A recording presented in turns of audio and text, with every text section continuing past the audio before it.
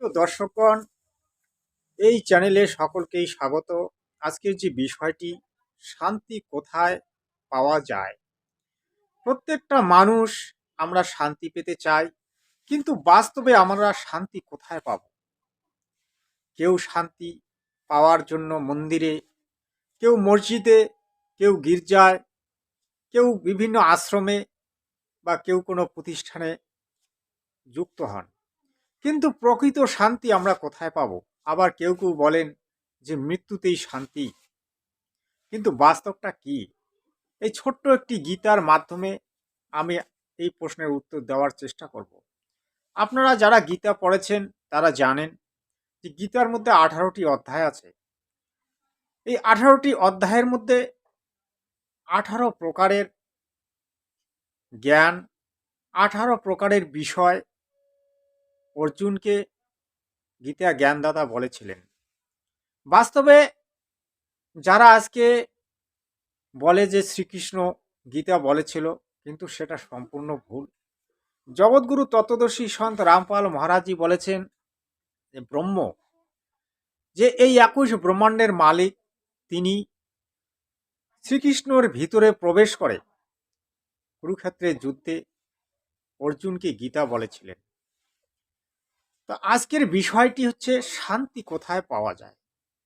যখন একজন ব্যক্তি চারিদিকে হতাশাগ্রস্ত হয়ে যায়, তখন সে একটুখানি শান্তি পাওয়ার জন্য কোনো না কোনো জায়গায় আশ্রয় নিতে চায়। কিন্তু সেই শান্তিটুকু সে কোথায় পাবে? সেই শান্তিটুকু যখন সে পায় না, তখন সে তার মৃত্যুটাকেই মনে করে যে আমি মারা গেলেই আমি শান্তি পাব। কিন্তু মৃত্যুতে কি শান্তি আছে? মৃত্যু হলেই কি শান্তি পাওয়া যায়? এটা আমাদের সনাতন ধর্মের কোনো শাস্ত্র গ্রন্থে কি এ ধরনের কোনো লেখা আছে, কি প্রমাণ আছে? বাস্তবটা কি সেটা? আজকের বিষয়টি অত্যন্ত ইম্পর্টেন্ট। আপনারা মনোযোগ সহকারে ভিডিওটি দেখবেন। অনেকগুলি কথা হয়তো আমার মুখ থেকে আপনারা শুনতে পারবেন। দেখুন, এই 18টি অধ্যায় অর্জুনকে বলেছিল ব্রহ্ম, তাকে বোঝানোর জন্যে। অর্জুন বিভিন্ন ধরনের প্রশ্ন করেছিলেন, আর সেই প্রশ্নগুলির যথাযথ উত্তর সেই ব্রহ্ম অর্জুনকে দিয়েছিলেন। সেখানে শান্তির কথাও তিনি বলেছেন যে অর্জুন, কোথায় শান্তি পাবে তুমি? তুমি আজকে যুদ্ধ ছেড়ে দিয়েছ, তুমি যুদ্ধ করতে চাও না, আত্মীয় স্বজনকে বধ করতে চাও না। কিন্তু তুমি যদি যুদ্ধ নাও করো, তবুও কিন্তু ওই তোমার বিরোধী পক্ষরা তোমার সঙ্গে যুদ্ধ করার জন্যে তারা উৎসাহিত হবে এবং তোমার সঙ্গে তারা যুদ্ধ করতে চাইবে। অর্জুন কিন্তু তখন বলেছিল যে আমাকে যদি তারা মেরেও ফেলে, তবুও আমি তাদের সঙ্গে যুদ্ধ করতে চাই না। এই আত্মীয় স্বজনকে বধ করে আমি এই রাজত্ব ভোগ করতে চাই না। এমন পাপ কর্ম করে আমি কি শান্তি পাবো? নিজের আত্মীয় স্বজনকে বধ করে আজ এই রাজ্য যদি লাভ করি বা এই যুদ্ধে যদি জিতি, তবুও তো আমরা শান্তি পাবো না। কারণ সখা, পিতৃতুল্য যারা আজকে গুরুজন আছে, ভাই বন্ধু, সবাই এই যুদ্ধে উদ্যত। তাহলে এই যুদ্ধে যারা উদ্যত তাদেরকে মেরে আমি কি শান্তি পাবো? কোনো শান্তি পাবো না। কিন্তু শান্তি কোথায়? কিভাবে আমি শান্তি পাবো? তখন সেই গীতা জ্ঞানদাতা অর্জুনকে 18টি অধ্যায়ের মাধ্যমে, 18টি যোগের মাধ্যমে তিনি কিন্তু যথাযথভাবে অর্জুনকে উত্তর দিয়েছিলেন যে তুমি যদি প্রকৃত শান্তি পেতে চাও, তাহলে তোমাকে কোথায় যেতে হবে? তোমাকে ভজন সাধন করতে হবে, তোমাকে ভক্তি করতে হবে। তাহলে তুমি পরম শান্তি পাবে, তুমি শান্তি লাভ করবে। কিন্তু এবার প্রশ্ন হলো, তুমি কার ভক্তি করবে, কিসের ভক্তি করবে, কেমন ভক্তি করবে? বিষয়টি সেটাই। আজকে আমরা বেঙ্গলে দেখেছি, সবাই আমরা হরে কৃষ্ণ নাম গাইছি, কিন্তু এই হরে কৃষ্ণ নামের মাধ্যমে আমরা কি পাই?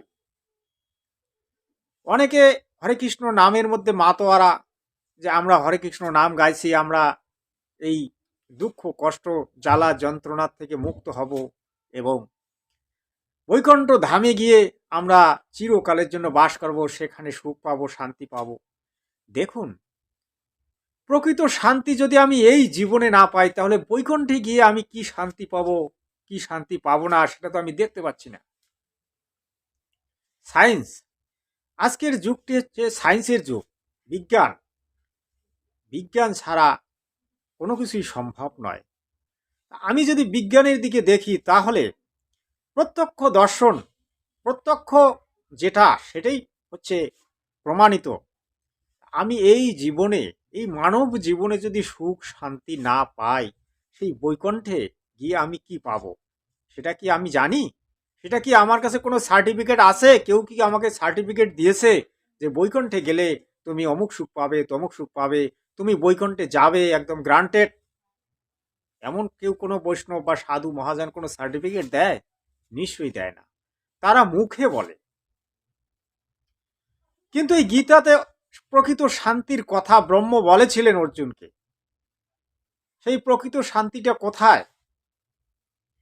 প্রকৃত শান্তি রামচরিত মানসে লেখা আছে যে প্রকৃত শান্তি আপনি তখনই পাবেন যখন আপনি সদ্গুরুর আশ্রয় গ্রহণ করবেন, এবং সদ্গুরুর আশ্রয়ে আপনি যখন সদ্ভক্তি করবেন, তখনই আপনি প্রকৃত শান্তি পাবেন, পরম শান্তি লাভ করবেন।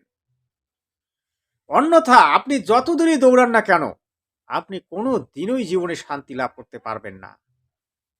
কারণ আপনার ভিতরের যে বিকারগুলি, সেই বিকারগুলি যতক্ষণ পর্যন্ত না ধ্বংস হবে, ততক্ষণ পর্যন্ত আপনি শান্তি কোথাও পাবেন না। কারণ এই মন এমন একটি বস্তু যেটা আপনাকে সর্বদা চঞ্চল করে রেখে দেয়, যেটা বাস্তবে আপনাকে স্থির থাকতে দেয় না, সেটা হচ্ছে মন। সেই মনকে যদি আপনি স্থির করতে চান, তবে আপনাকে সদ্গুরুর আশ্রয় গ্রহণ করতে হবে। তবেই আপনি প্রকৃত শান্তির পথ পাবেন এবং প্রকৃত শান্তি পেতে পারেন। আজকে যারা আমাদের বেঙ্গলে বড় বড় কথা বলছে যে হরে কৃষ্ণ নামেই শান্তি, এবং কৃষ্ণ নাম গাইলেই আপনারা পরম শান্তি পাবেন, এমন কোনো জায়গায়, এমন কোনো গ্রন্থে প্রমাণ নেই যে কৃষ্ণ নাম গাইলেই আপনি শান্তি পাবেন বা বৈকুণ্ঠে যাবেন বা আপনার মুক্তি হবে। গৌরাঙ্গ মহাপ্রভুজি, যাকে আপনারা বলছেন যে হরে কৃষ্ণ নাম ঘরে ঘরে ঘরে ঘরে দিয়েছিল, তিনিও কিন্তু প্রকৃত শান্তি পাননি। আমি সেই দিকে আসছি না। এই হরে কৃষ্ণ নামে কোনো প্রকৃত শান্তি লাভ হয় না। সেটা আমাদের গীতা, ভাগবত এবং 4 বেদ 18 পুরাণের মধ্যে প্রমাণ আছে। গীতায় মোক্ষ যে অধ্যায় আছে, সেই মোক্ষ যুগে ব্রহ্ম কি বলেছিল যে অর্জুন, তুমি যদি মুক্তি পেতে চাও, তাহলে তোমাকে তত্ত্বদর্শী গুরু শরণ নিতে হবে। তত্ত্বদর্শী গুরুর পদ অবলম্বন করে সেই তত্ত্বদর্শী গুরুর উপদেশ মতো তোমাকে ভক্তি সাধনা করতে হবে, তাহলে তুমি প্রকৃত ভক্তি লাভ করবে এবং মোক্ষ লাভ করবে। তাহলে গীতা জ্ঞানদাতা কেন বললেন যে অর্জুন, তুমি আমারই ভক্তি করো, তাহলে তুমি মোক্ষ লাভ করতে পারবে? গীতা জ্ঞানদাতার এই প্রশ্নের উত্তর জানা নেই। তাই গীতা জ্ঞানদাতা বলেছিল, অর্জুন, তুমি যদি প্রকৃত ভক্তি লাভ করতে চাও, প্রকৃত শান্তি পেতে চাও এবং মোক্ষ লাভ করতে চাও, তাহলে তোমাকে তত্ত্বদর্শী গুরু শরণ নিতে হবে। তাকে দণ্ডবাদ প্রণাম করে তার কাছে ভলিভাতি জ্ঞান অর্জন করে তোমাকে সৎ ভক্তি করতে হবে, তবেই তুমি সেই প্রকৃত পথ, প্রকৃত শান্তি পাবে। হয়তো আমরা অনেকেই জানি না যে প্রকৃত শান্তি কি, কিন্তু বাস্তবটা যদি আমরা দেখি, তাহলে গীতাই আমাদের সমস্ত প্রশ্নের উত্তর দিয়ে দেয়। যারা গীতাটাকে চর্চা করে, তারা ধীরে ধীরে কিন্তু এই প্রশ্নগুলির উত্তর খুঁজে পায়। আর এই গীতা বুঝতে গেলে আপনাকে তত্ত্বদর্শী গুরু শরণ নিতে হবে। 4 বেদ 18 পুরাণ বুঝতে গেলে আপনাকে তত্ত্বদর্শী গুরু শরণ নিতে হবে। সেই তত্ত্বদর্শী গুরু একমাত্র পারে আপনাকে তত্ত্ব দিয়ে আপনার অন্তরের যে বিকারগুলি, মনের যে বিকারগুলি দূর করে তোমাকে সঠিক পথ দিয়ে তোমাকে জাগরুক করে তুলতে সক্ষম। তাই প্রকৃত শান্তি একমাত্র সৎ গুরুর চরণেই পাওয়া যায়, অন্যথা কোথাও নয়। আপনি যদি প্রকৃত শান্তি পেতে চান তাহলে আপনাকে সদ্গুরুর আশ্রয় গ্রহণ করতে হবে। সেই সদ্গুরু জগতে অতি বিরল। বহু গুরু, রাস্তায় ঘাটে মাঠে পথে অনেক গুরু পাওয়া যায়, তাদের ধান্দা হলো মাসে মাসে চান্দা। তারা আপনার কর্ণে কি মন্ত্র দিল না দিল সেটা কিন্তু আপনার কাছে একদিন পরীক্ষা করতেও আসে না, যে তুমি মালার মন্ত্রটা সঠিকভাবে জপ করছো কিনা, সেটাও হয়তো সে পরীক্ষাও করবে না। আর মাসে মাসে আসবে, সেবা নেবে, 2,000, 500, 600, 1000 টাকা সে নেবে, নিয়ে চলে যাবে। আপনার ভক্তি সম্পর্কে কোনো আলোচনা করবে না। এটা সদ্গুরুর লক্ষণ নয়। সদ্গুরু 3 বারে দীক্ষা দেয়। সদ্গুরু পরীক্ষা নিরীক্ষা করে তার ভক্তকে। সেটা হচ্ছে সদ্গুরু। আজকে যারা গুরুর পদ নিয়ে যারা এই ভণ্ডামিগুলো করছে, আজকে তাদের বিরুদ্ধে রুখে দাঁড়াতে হবে। কেমন রুখে দাঁড়াতে হবে? কারণ তারা যে আমাদেরকে পাঠ পড়াচ্ছে সেগুলি আমাদের শাস্ত্রের সঙ্গে মিল হচ্ছে না। তারা প্রকৃতপক্ষে আমাদেরকে ভুল রাস্তায় ঠেলে দিচ্ছে। সেই ভুল রাস্তা থেকে বের হওয়ার একমাত্র উপায় আমাদের জগৎগুরু তত্ত্বদর্শী সন্ত রামপাল মহারাজের শরণ নেওয়া। তিনি একমাত্র জগতের তত্ত্বদর্শী গুরু। আর এই তত্ত্বদর্শী গুরুর আবির্ভাব যুগে যুগে মাত্র একবারই হয়। আমার এই চ্যানেলের মাধ্যমে আমি বারবার বলতে বাধ্য হই, কারণ আমার বাংলার মানুষ যাতে জানতে পারে, যারা যে সদ্ভক্তি করে এই মানব জীবনের উদ্দেশ্যটাকে পুরা করতে পারে, তার জন্য আমি চ্যানেলের মাধ্যমে বারবার বলি, আপনারা জেগে উঠুন আর সদ্গুরুর আশ্রয় গ্রহণ করে প্রকৃত শান্তি লাভ করুন। আজকের ভিডিও এটাই। সৎ সাহেব।